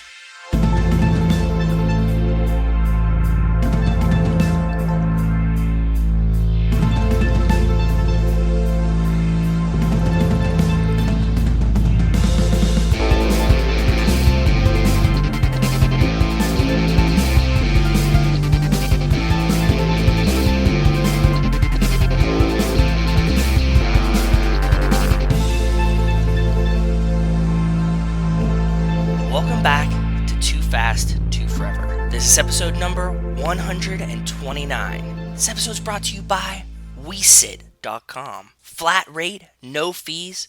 Customize the type of care you need without the price. They offer straightforward flat rate pricing on all of their services. No booking fees or memberships. Never forget to have a babysitter. Ooh. WeSit. Thank you, We Sit, and here we are talking about SWAT. We are once again early in Michelle Rodriguez's career. This is 2003, so this is the same year that Too Fast comes out, 2 years after the first Fast and Furious, a year after Resident Evil. I was saying to you that I probably have seen this movie like 50 times. Like, I don't know why I watched this so much. I don't know, or maybe I haven't seen it that many times, but like, so much of this movie I remembered. Like, so many lines, I was like, oh yeah, I know exactly what that is. And, like, they're not memorable lines. They're just kind of like... No, they're not, like, iconic. They're a little cool, but kind of generic police lines. But I was like, oh, yeah, I remember all of this. And, like, I haven't seen this in since high school. So, like, 15, 16 years, probably. Like, it came out on DVD probably 2004, and I probably watched it, like, 10 or 15 or 20 times. Maybe not 50, but, like, a bunch. Was this, like, an on TBS, and I'm just, I'm going to watch it again? No, I never did that. I never watched TV movies, I don't think. That's what I mean. So, like, you were actually I actively physically chose to watch this a bunch, yeah. Why? I don't know. I was saying to you that I think I remembered having a crush on Michelle Rodriguez back then. Also, mind-boggling that you didn't bring this up. I know, but like, I didn't earlier. think about it. Like, I found a photo shoot that she had done, like some kind of whatever back then, and like I remembered that. And I was like, oh right, I remember having a crush on her. But like, I didn't remember. I don't know, because like she kind of disappeared from my life for a while, right? Because like the first Fast and Furious movie I saw, like she was on Lost, but I think even by that point I had forgot. I don't know, man. Dude, I want this ability to forget girls that I had crushes on. But I mean, it's celebrities. Like I'm attracted to many celebrities. I don't know. Yeah, maybe you're just casting a wide net. I have a list of like 10 or 11 that I'm like, those are it. As I get older, as I get wiser, I've sort of reined it in, whatever. But there's a reason that people are in movies is because they're beautiful, right? And like if they're in movies that I enjoy, I'm like, oh yeah, she has good taste and she's cute. So like, why wouldn't I have a crush on her, right? So I don't know. Yeah. But yeah. Easy to fall in love with, I guess. Yeah. It's okay. But you had never seen this movie before. No, I had never seen this movie before. It's possibly like the most connected Fast and Furious movie that we've ever done. Really? Yeah. It's based on a 1975 TV show. This movie is about Samuel L. Jackson is Sergeant Hondo, and he comes back and he reassembles a SWAT team, and then they just do it. And it sort of feels like the beginning of a franchise that never happened. I thought there was another TV show in 75. There's a TV series that's still on right now. Oh. But I mean, I feel like there was more movies. Like when I was like looking at this one, I feel like there was like a SWAT 2 and like... There was SWAT Firefight and SWAT Under Siege.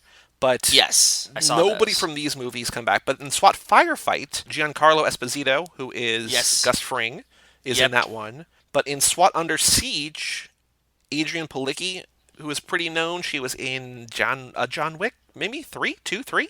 She's also in Agent of S.H.I.E.L.D. Michael Jai White, who's been in a bunch of action movies. They're the leads of the third one, I guess. But like, it feels like, oh, Samuel L. Jackson's going to make his own Avengers, kind of like he's kind of Nick Fury in this. We got Hawkeye in this as a bad guy, but like, it feels like this is the beginning of something that just never. And it made money. Like it budget was like $70 million. It made over 200. So like, they probably could have kept going, but I guess didn't want to. I don't know. Yeah. So it's directed by Clark Johnson, who is kind of a director. He directed a handful of movies. I was asking you about this like a week ago. There's a Michael Douglas movie called The Sentinel that is like his other big movie that he directed. He's done a lot of TV work. He did a couple episodes of The Wire, which is notable because Herc is in this. Herc and Carcetti's campaign manager. Yeah, Reggie Cathy, but I think of him more as Freddy from Freddy's Ribs on House of Cards. I agree. Yeah, I absolutely agree. I thought that too. Like I knew he was in Herc, The Wire, but I had to look up who he was in The Wire, so I couldn't remember. But like, because in my head he's just like, oh, that's Freddy. I'm 100% with you. When I saw him, I was like, oh, Freddy's Ribs. And then when I saw Herc, I was like, oh, he was also in The Wire. Who was he in The Wire? And then I saw Herc, and I was like, oh, Carcetti's campaign manager. Right. It took me a minute to get to that one because he's like a much smaller role in that. Yes. And so the guy Clark Johnson, he's directed a bunch of things, a bunch of TV work, whatever, but he's also acted in more than 100 things, mostly TV work. He's in this movie somewhere as Deke's handsome partner. Deke is LL Cool J, so at some point, there's like some good-looking guy, I guess, and that's Clark Johnson, that's the director, but he seems like, I don't know him as an actor. He's one of those guys that, like, there's a lot of people in Hollywood that just never stop working, and you just don't know, but, like, make a comfortable living just being a guy who does 3 or 4 episodes of a TV show, or acts in a couple things, whatever, and just, like, steady, kind of like a day job. Not a day, but you know what I mean? Like, it's not a movie star, but, like, this guy has literally hundreds of credits. Yeah. There are like 4 writers on this. I think there's like 2 that did the screenplay and 2 that did like the story, maybe? One of them is David McKenna, who wrote Blow and American History X. I was going to say that name sounded familiar. The story for this is by a guy named, and this is where things are going to get Fast and Furious-y, story by Chris Morgan. Yeah. Who is a very, like, kind of the Fast and Furious writer. Yeah. Screenplay credit to David Ayer, who has written a bunch of movies, including the first Fast and Furious. He has a writing credit on that one. But he's also written, like, Fury, which is a great movie. He wrote End of Watch, which is a great movie. He wrote The Suicide Squad. He wrote and directed Suicide Squad. Like, not a good movie, but, like, he's a big name. And for us, he wrote the first Fast and Furious, or helped write it, or whatever. Yeah. A minor little Fast and Action is that it has a 48% on Rotten Tomatoes, so not great. It's kind of just a generic action movie in a lot of ways. But Roger Ebert gave it 3 stars, and it made me laugh because he gave Too Fast 3 stars. Because he just kind of like, it seems like he loves dumb action movies. Yeah, maybe he does. This was a fun movie, though. It's enjoyable, right? Like, yeah. This wasn't bad. For a movie that I watched so much, like this, kind of like, oh yeah, I almost didn't have to watch it again this time. I did, but like, when I started, I was like, oh right, I've seen this a whole bunch of times. Yeah. But, so the Fast Actions continue and only kind of get a little bit crazier. So the TV show, CBS ordered a pilot. There's been 67 episodes so far. It's still on. Justin Lin directed the pilot and is a producer. Okay. Right? Okay. So the role of Jim Street, who was played by Colin Farrell in this movie, the first choice was Mark Wahlberg, who's not really a Fast and Action other than he was in the Italian Job, so kind of like adjacent, right? But he turned it down to be in the Italian Job. So then they cast Paul Walker, but he started training for it, but then dropped out to do Too Fast. Wow. Okay. So then the LL Cool J part, Deke, Vin Diesel was in the running, but turned it down to do Riddick. So this movie almost was Vin and Paul and Michelle, written by Chris Morgan and David Ayer, 2 years after the first movie came out. And, like, it's a different movie. Wild. But it's not that different. Yeah, I had no idea. Because you said, like, this might be, like, the most, like, might have the most fast connections of, like, any movie we covered.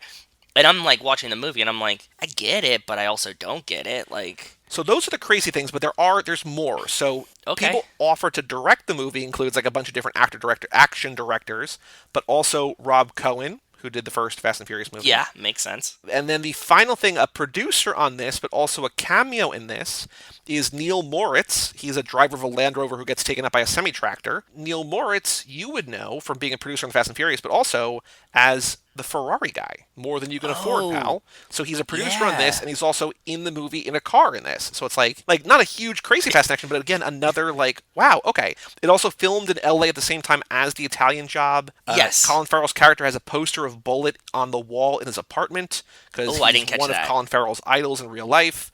So, like, there's a lot in here. I have a question for you. In this world, I'm like, what? Okay, go ahead. Is Hawthorne Airport the airport of Race Wars? We gotta look up the minute. Sounds familiar, but let me find the document as it loads. So there's Hawthorne is where the street race, the early street race takes place. It where takes Brian place loses next the to race. Hawthorne Airport.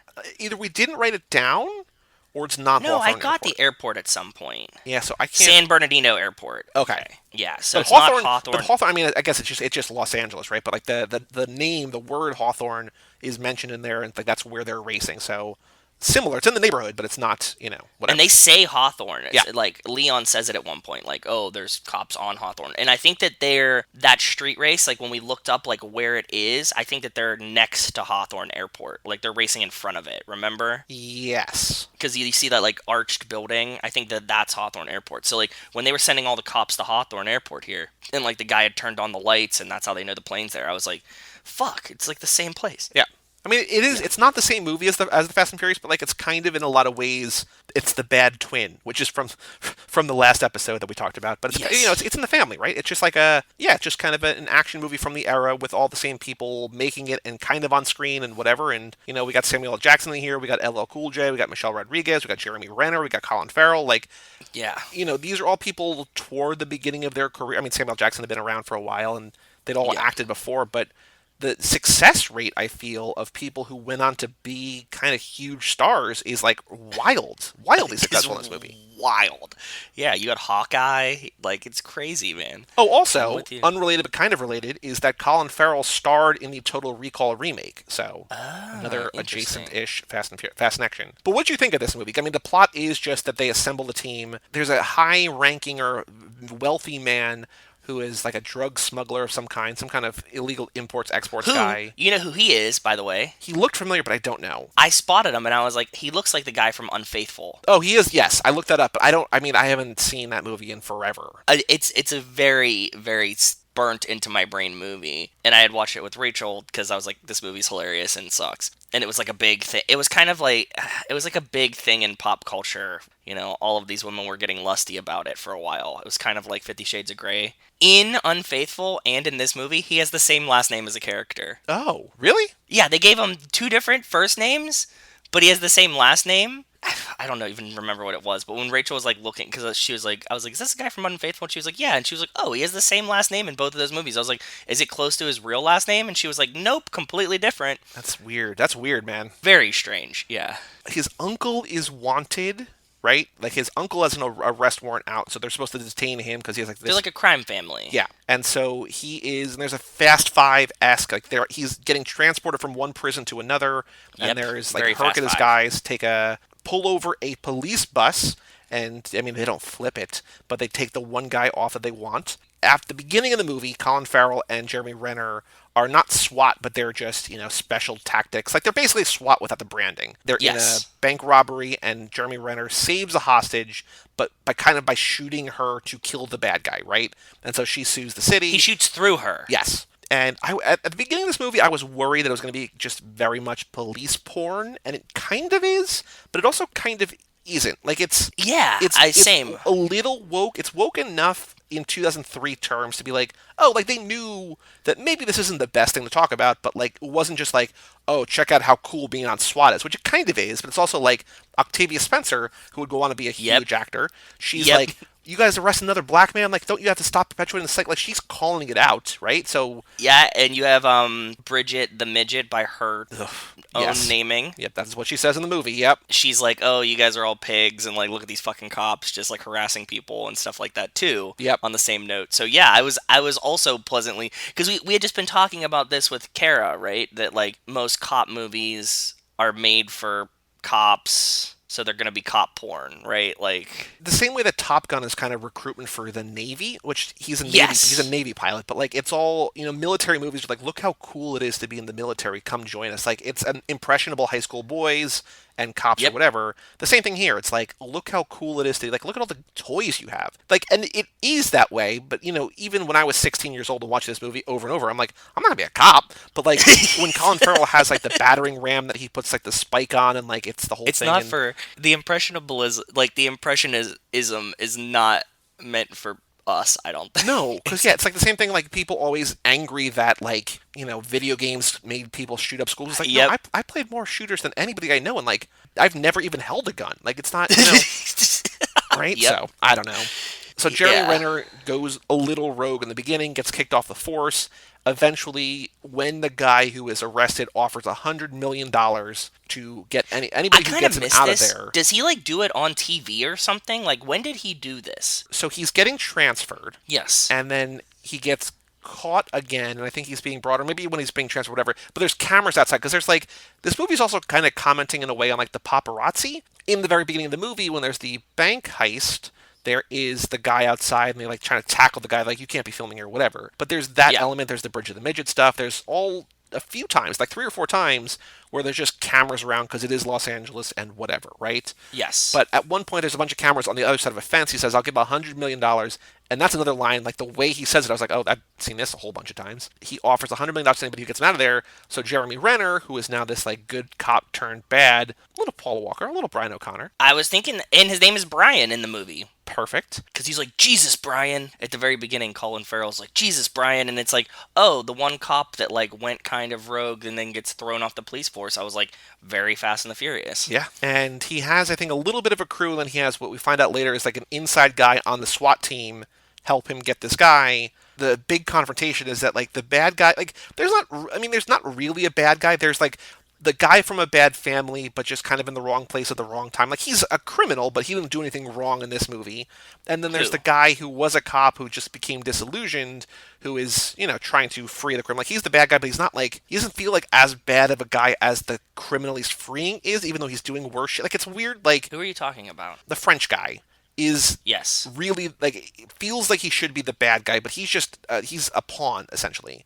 And Jeremy Renner is doing the actual bad shit, but feels less the bad guy. Just sort of feels like a You're right, spurned yeah. ex-girlfriend kind of, or spurned ex-boyfriend, right? It just He's just capitalistic. Yeah. Like he's just taking advantage of the situation. He's like, if I can make $100 million, this is what I'm going to do. because they're even joking, like the SWAT guys are even joking, like what would you do if you had $100 million?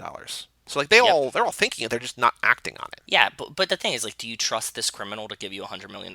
Like, Yeah, because I guess they know it's Jeremy Renner, right? So like they know it's Brian. So yeah, he's but gonna I'm be saying wanted. like, Yeah, because I'm trying to think from his perspective that like if it doesn't work out, he can just kill the guy and move on with his life, but he needs an escape plan. So I don't know. it's funny, like just like we were talking about the impressionable them, recruiting cops to SWAT. That when the criminal goes like, "I'll give you $100 million," like all of a sudden you see like all these gangbangers come out just like throwing grenades at the street.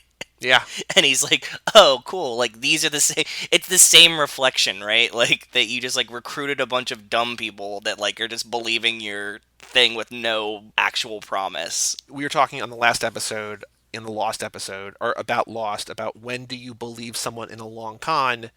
When do you believe a criminal? Maybe never. But I also think that when somebody is making a public declaration like that and you follow through on it, there is a little bit of honor among thieves. If they're badass enough to get you out, they're scary enough to kill you. Yeah, like in this So, world, he Jeremy has to Renner is pay. like the greatest sharpshooter. Like he is Hawkeye, basically. He's Hawkeye, He's a yeah. sniper from a mile away. Like you're right. That's the other part of it. Like as much as he's like a criminal, like I'm gonna give you $100 million. If he doesn't, they're just gonna kill him anyway. So Yep. it's like you either go to jail forever, or you get shot there. So he has to pay him the $100 million, or they're gonna be pissed. Yeah. What Fast Next did you see? Did you like this movie? Did you enjoy it? Did you not like it? What did you think of the movie? Fast Connections, overall thoughts? Hit me with it. Thought it was fun. It was an enjoyable movie. This was a good Saturday morning movie for me to watch. This would have been a movie that I could have seen in theaters with my dad, right? He would have been like, oh, cool. Like, that was fun. Nothing really bad. There's no, like, weird climax ending, you know what I mean, that, like, flips on him or something. He'd be like, yeah, that was perfect. It's the movie where you know what's going to happen the entire time. Yep.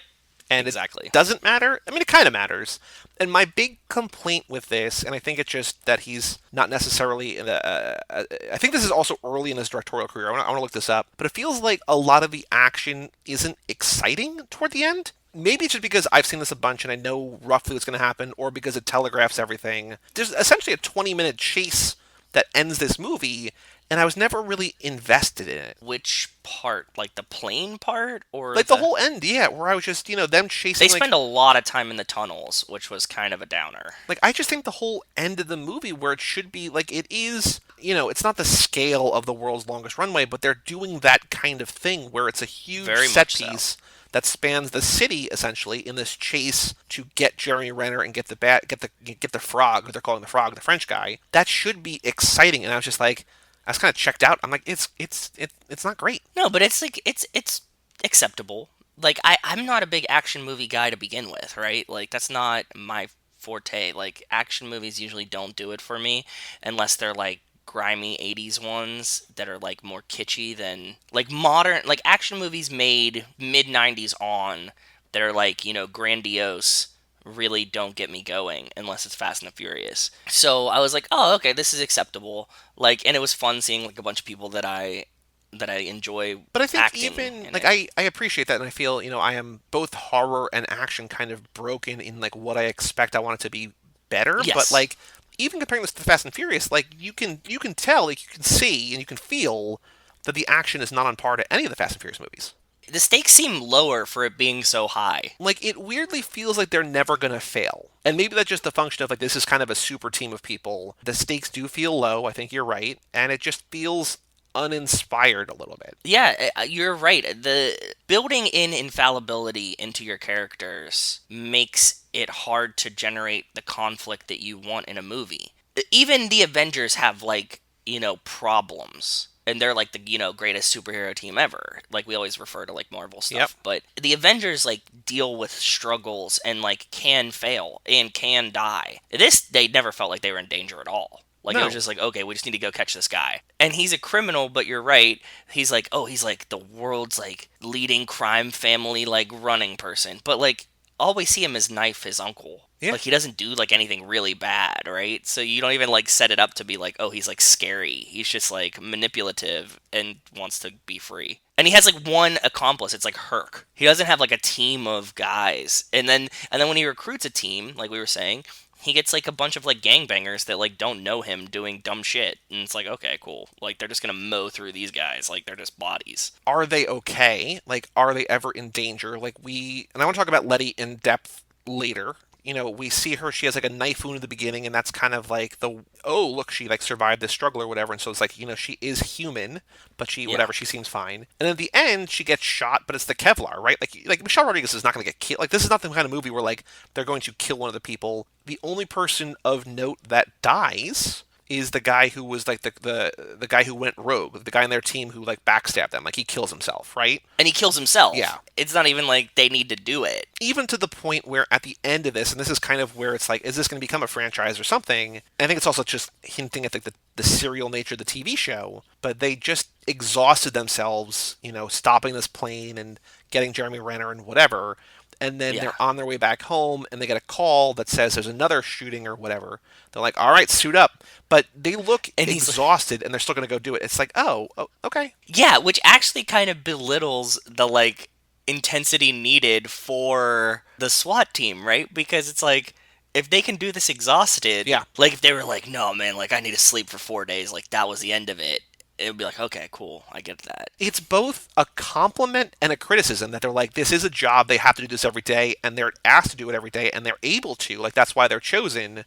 But at the same time, I don't know. Like, it makes what we just saw feel less special. It's like, oh, this is just another day on the job. Yep, exactly. It's kind of respectable in like a gladiator kind of way. Like when you watch a sporting event, right, and then you see them the next day, and they're like, "Dude, I'm banged up." You know what I mean? Like they take a couple days off and then like start practicing for next week for Yeah. like football and stuff. You're like, "Oh yeah." So the gravity of the match was intense. Whereas like if you watch guys play a baseball doubleheader, you're like, okay, if you can play two of these in a row, Yeah.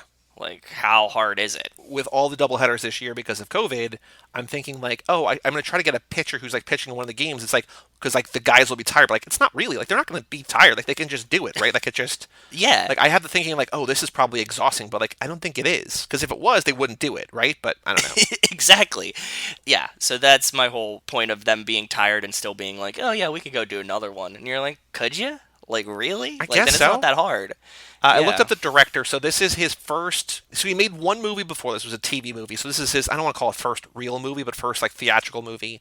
He had been Yes. directing TV episodes for about 5 years, but he had probably done about like 8 or 9 of those. So he's not like brand new to directing, but I think he's new to directing at a thing this size. Because I Okay. mean, not ever. I mean, basically before Game of Thrones, I mean, there were good shows, but nothing had this scope of movies on TV. I don't think until Game of Thrones, really. And Game Or of Thrones is budget like, and yeah. yeah. Where it's like, oh, we're gonna pay more money for an episode of this than like many mid-level indies. It's like this Yep. one episode cost us $15 million or whatever, right? It's like, Yep. oh, wow, okay. Yeah. And so directing TV is challenging, but like it's not. You're not coordinating a $70 million event, right? It's like a whole different thing altogether. So I think that's kind of like I don't want to call it inexperience, but it feels like maybe he's better suited to the small screen because he did the episodes of The Wire and a lot of other like sort of like Homeland, like other like good like legitimate like real acclaimed shows.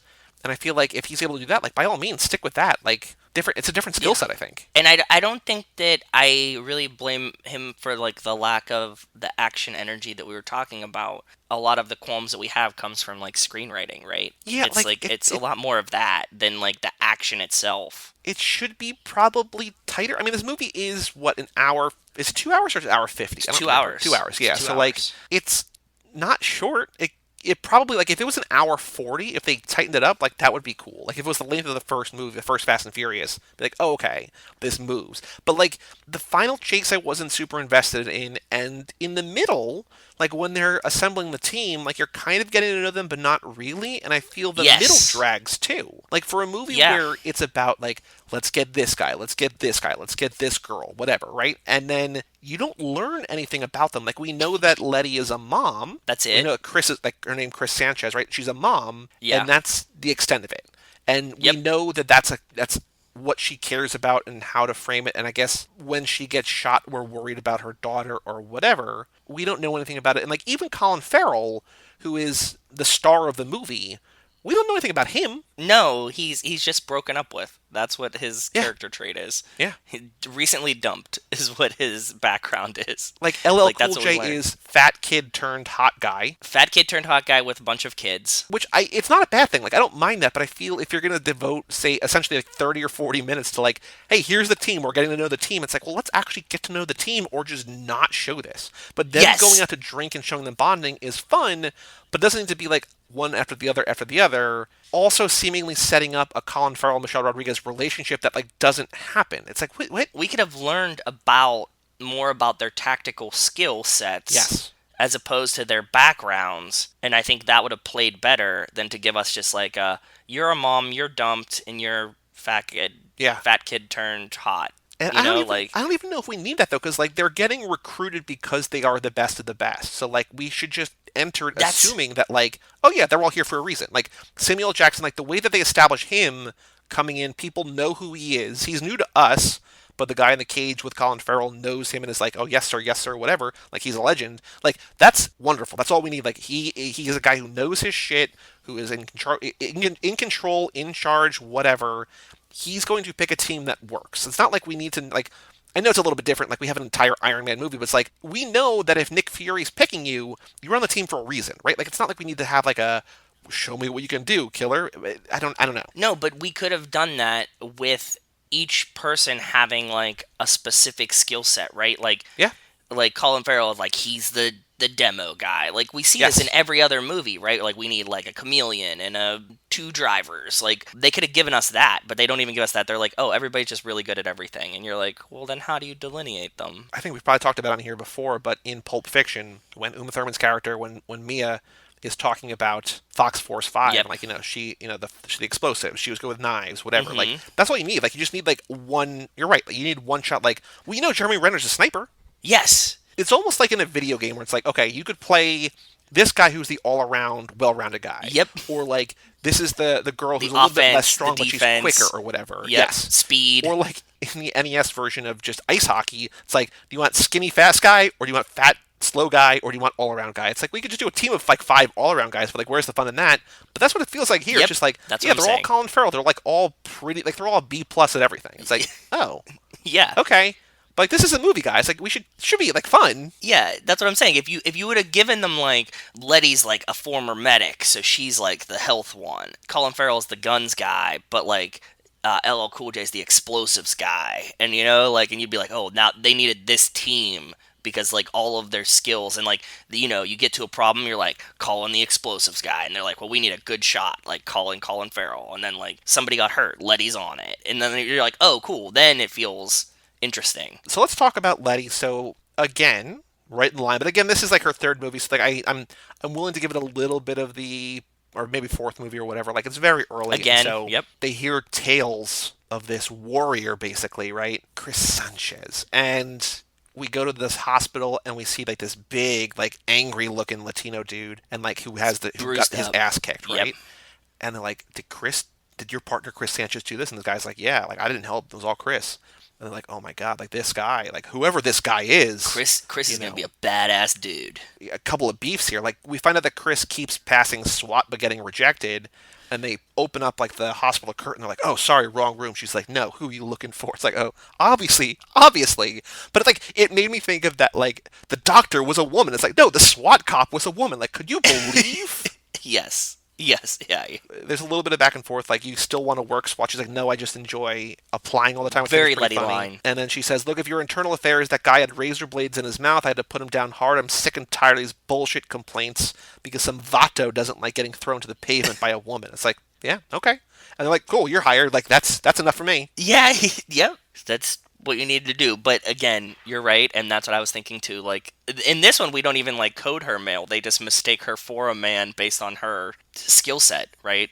Like on paper, she's a man. She's a man. But I think, so I don't know if it's good or not. There's a couple times in this movie where like Samuel Jackson's like, guys and girl, suit up. It's like you're calling it out, like you're acknowledging that she is a woman, and I think that's cool, but it's also like it's like calling attention to it in both good and bad ways. Like she is just one of the guys, not necessarily in a bad way, but it's weird that he's like, I need everything we got, boys and girl. It's like, oh, okay, like you don't have to keep saying that. Yeah, you don't. Like I like that they acknowledge that she is feminine, that like she is a woman. That that phrase "guys" is not inclusive, but at the same time, there's nothing other than she birthed a child that is feminine, right? I don't know.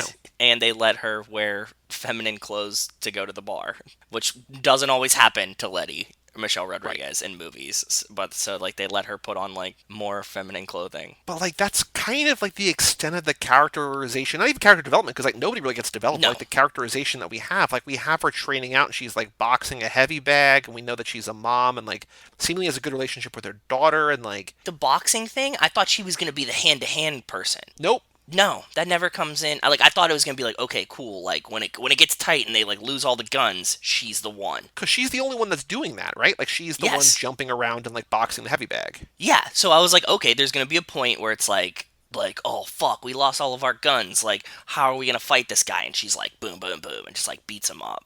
But nope, we don't get that. Now, did you catch? This is something you had pointed out earlier this lap. The biggest new Michelle Rodriguez in action.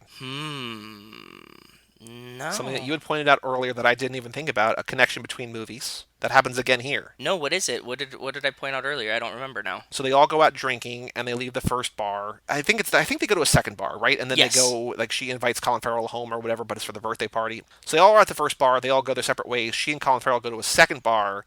They run into Jeremy Renner. He's like, I used to know him, whatever, he used to be my partner. He kind of lost his mind, whatever, right? Yes.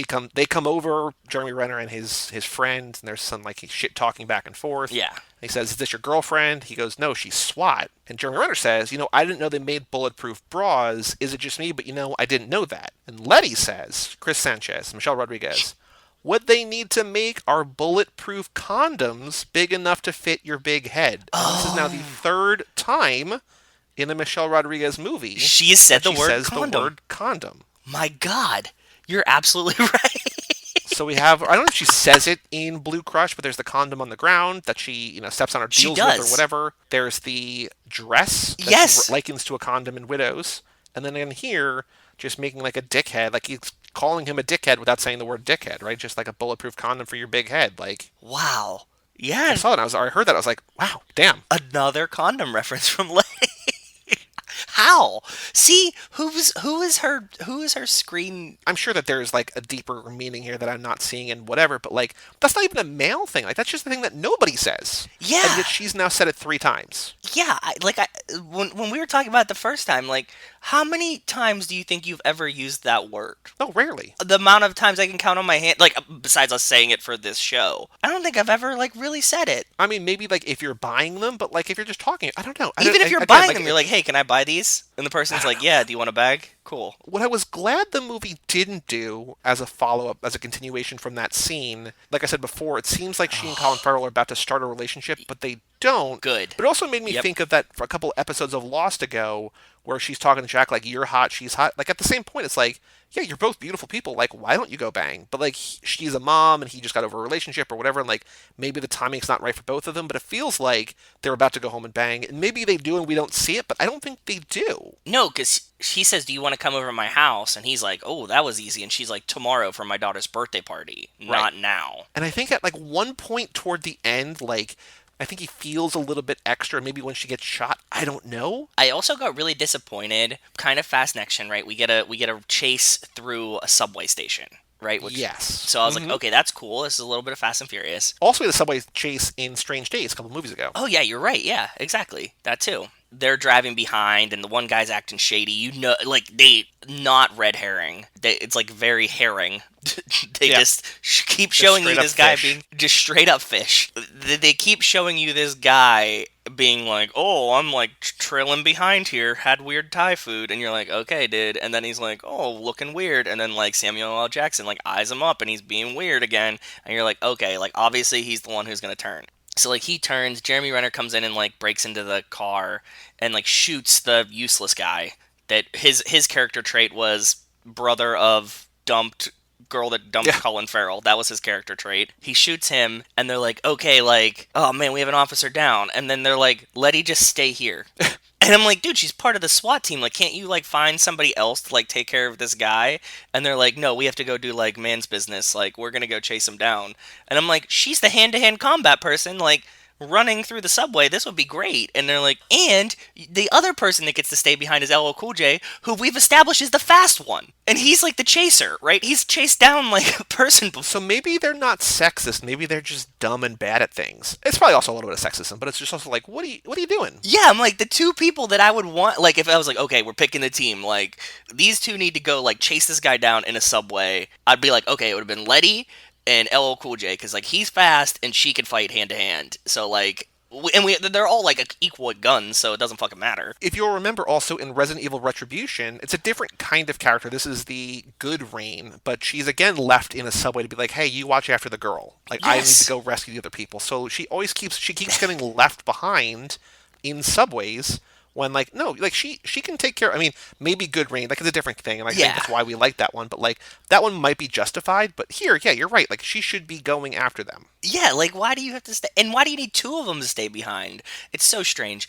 I think maybe like, this might be the crux of Michelle Rodriguez in real life saying, like, we need to do more with female characters in Fast and the Furious. Like, she's like, I'm fucking sick of being the one that gets, like, left behind or murdered off or, like, any of these things. Like, I'm just done with it. Like, look, I've established myself. Stop putting me behind. And then, like, then we get, like, you know, her fighting Gina Carano in a subway station. Like, that's, like, she's, like, they were like, we're gonna do a subway chase. And she's like, I'm not fucking staying up top again. Like, I gotta fight in this one. And they're like, okay, okay. Stop putting baby in the corner. Yeah, exactly. The only other note that I have about this, and I think I have a little bit more trivia, is at the end when they stop the plane and Jeremy Renner is running away and Colin Farrell chases after him, and he has Jeremy Renner dead to rights. He's got a gun with a bullet in it. He pops the bullet out, he clears the chamber, and then fist fights Jeremy Renner. It's a very Furious 7, like you thought this was going to be a street fight. You're goddamn right. It's like, no, you have the advantage. Like, stop making the movie. Just, like, hold him down. Like, oh, man. But okay. Yeah. One fast action, a fight breaks out in a police station. Okay. And I was like, okay, that's very Brian O'Connery, happening Yeah, there. at the Brian beginning. and Stasiak. Yeah, in the beginning. We get, obviously, a plane, right? By the way, have we talked about this on here? Like, just fuck helicopters in general? I think you did because I think last lap we watched a movie where like a helicopter blew up, and I think you went on a little anti-helicopter rant. I Yes. think. Again, just proving my point. And also, I'm not going to say any names here. There's a few people in this world that use helicopters all the time. And how has their helicopter never crashed? Right now, as we're recording, I'm watching last night's Laker game and just thinking about Kobe. Right, like even Yeah. when you have a guy who like you trust and like has flown hundreds or thousands of times, like it still goes wrong sometimes, right? So Yes. But I'm saying, like, there's a bunch of people that I would like to put in a helicopter crash that use helicopters all the time. Oh, sure. And like, nope, they're fine. Like, that's okay. Yep. And Kobe's the one that they take. On the note of shitty writing, we see the shady guy, and it's when we're like doing the background, like the character exposés. The shady guy that eventually turns, he's like at like a nice restaurant, and he's with a nice woman, and she's like, oh, a cop that drinks French champagne.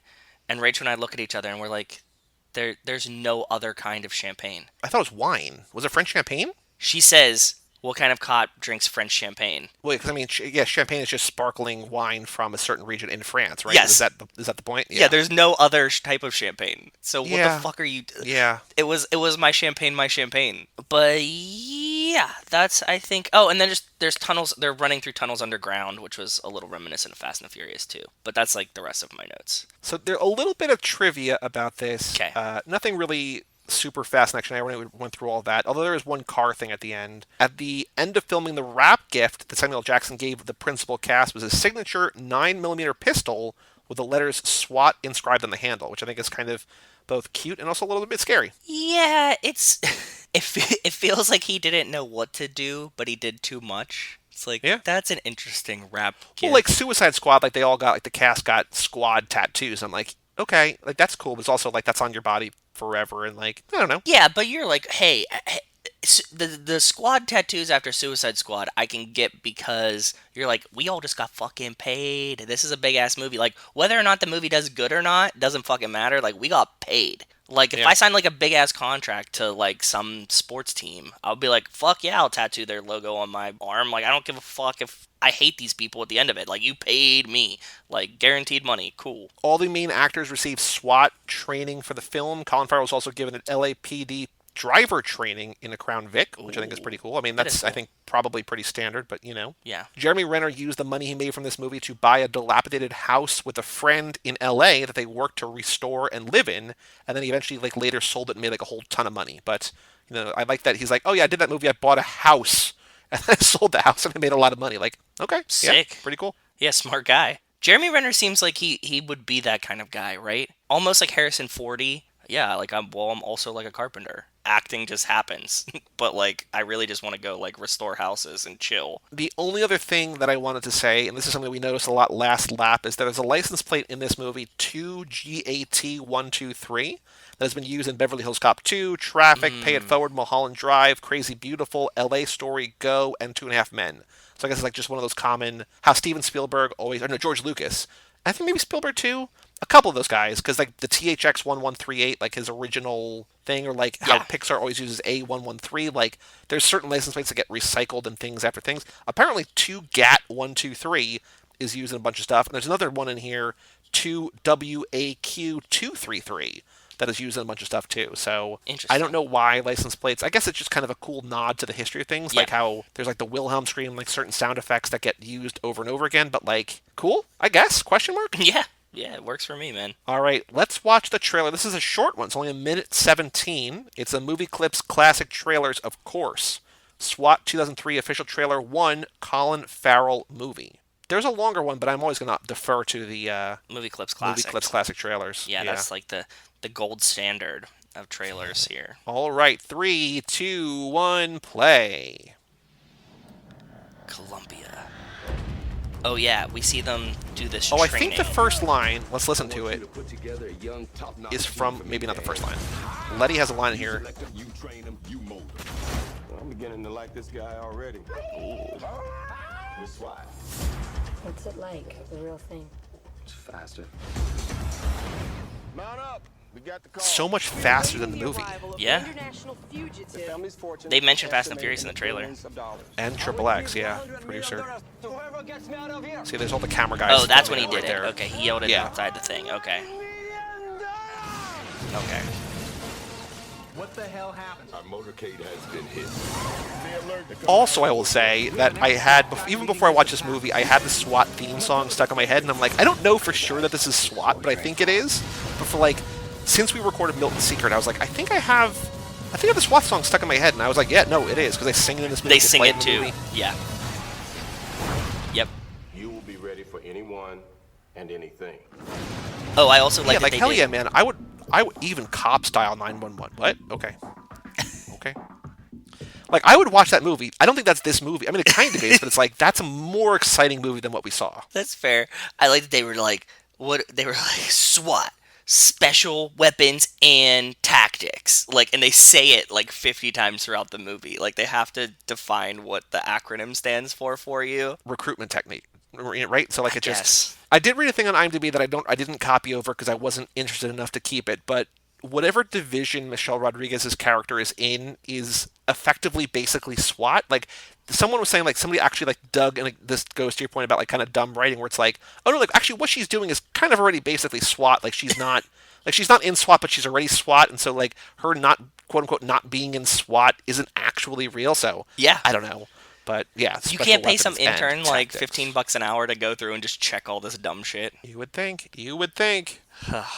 for a $70 million movie. Oof. All right, Joe, the letterbox game Mad Max Fury Road has been seen by 638,000 people. So up 2,000 since last time. Jesus. It's basically been 2.5 days. Yeah, so essentially 1,000 a day, right? So, like, that's where wild. we're at, 638,000. SWAT, 2003, Are directed those by unique, Clark by the Johnson. way? Or are those just like if you review the same movie No, 100 times? Ooh, that's actually a very good question. It says watched by X number of members. Yeah, that's unique. Damn. 1,000 I don't know how members there's of that many people out there who are new seeing it. I don't know. There has to be some plateau at some point, right? Like even 1,000 a day seems crazy to me. That Letterboxd has done in the past movies, like their 50 most popular movies, like, but it's not most popular movies, it's like the 50 movies that have been logged, the movies that have been logged by a person 5 or more times, Okay. the most times. Okay. So, like, what are the movies Most that people are the rewatchable. most obsessive about? Yeah. Yeah. And, like, Her was up there. Like, I think Her might have been, like, number one, because, like, people who love that movie, like, love that movie, right? So, like, they're going to watch that all the time. Yeah, makes sense. I don't know if that's Fury Road. Maybe it is, but it just feels like a shit ton of people are watching it, right? So, I don't know. Okay. Yeah. Tagline, you're either SWAT or you're not. So, SWAT, 2003, directed by Clark Johnson. Average rating of 2.6. 2.58, most common rating of 3, but starring Samuel L. Jackson, Colin Farrell, Michelle So Rodriguez, LL Cool J, has been seen by how many people? Again, it's on Showtime if you want to watch it. Showtime. I'm gonna go I feel 57,000. like you could get this. Lower. 32. In between. One more guess. 41,000. 37,028. 37,028. It's not bad. Out of those 37,000 people, how many have it in their top 4? Oh. I don't know how hard to factor in like cop porn to this number. I'm gonna say 13. You're so close. It's 14. Really? Okay. Yeah. Oh, that was a good guess then. Cool. So I found... Okay, so there's... oh, boy. There are 2 I think we could do. I'm just going to do the one, which is honestly the easiest one we will ever do on this game. That's the reason I'm doing it. But Okay. we found Andros Like Movie, at Andros Like Movie, reviewed in 2015. This film is good because it got loads of shooting violence, and that's it. Smiley face. 5 stars. Okay. So he likes the shooting violence. So his number 2 favorite movie of all time is SWAT.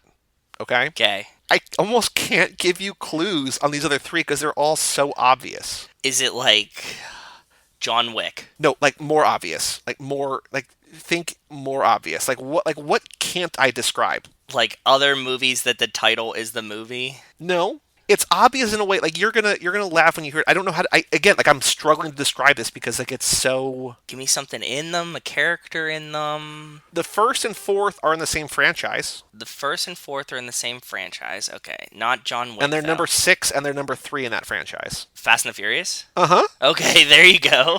Fast and Furious 6 and Tokyo Drift. Okay. And then number 3, again, I don't know... It's not a game. Like, what's the baseline for this game? Oh, Mad Max Fury Road? Uh-huh. Oh, wow. Okay. I went to this guy's profile, and it was Fast and Furious 6, SWAT, Fury Road, and Tokyo Drift. I was like, oh, okay, yeah. Well, you need to BD-WAP for him, by the way.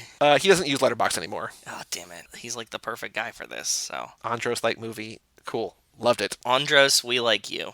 Andros There's likes another you. one. Ole Martin just says, honestly, I've watched this movie maybe 40 times. Not recently, but in like 2009, 2011, and I fucking love this shit. It's so good. 5 stars.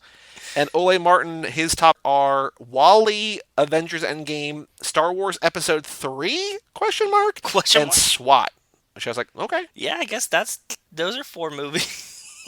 Yeah. When I saw 4, because I was like, I can't give clues about Fast and Furious movies. I don't even know where to begin with those. And then Fury Road, it's like, oh, yeah, like these are all the things that we just talk about the most. Yeah. That was really, really good. Yeah, SWAT and then Mad Max, the most letterboxed movie ever, and then Fast and Furious, yeah. Next week, we have a special week. We are back with Nico and Kevo doing Tokyo Drift, the aforementioned Tokyo Drift, Andros Lake movie, number 4, Tokyo Drift. We got Tokyo Drift next week.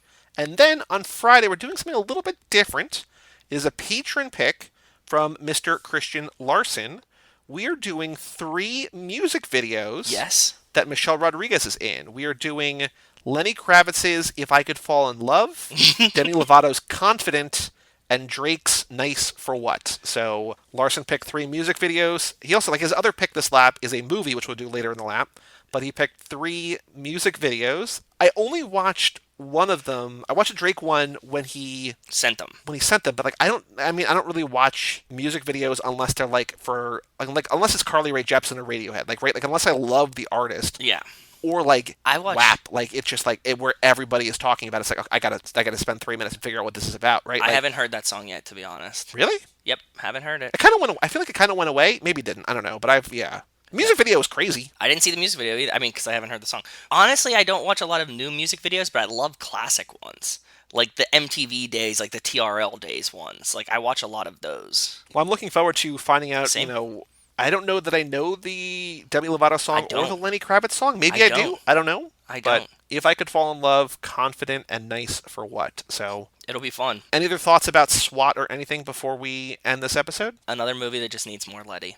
That's all I'm saying. Or just, like, let us know what Letty's about, right? Like, It needs more of something, and what it gave us 2 hours of was not the something that it needed. you could do better, but you could do a lot worse. This is just True. like, it's a competent, it's a fine action movie. It's just like, I said okay. that. Yeah, like I would see this in theaters with my dad, and he would have been very happy about it, and we'd have had a good day. Exactly. So for all things Too Fast, Too Forever, you go to cageclub.me, facebook.com/TooFast2Forever, or at Too Fast, Too Forever on Twitter and Instagram. Email us, family@cageclub.me. Come back next week for Tokyo Drift and a couple of Michelle Rodriguez music videos. And check out all 129 episodes now at cageclub.me or wherever you get podcasts, including, again, on Amazon. I'm Joey Lewandowski. I'm Joe too, And we'll tell you all about it when we see you again.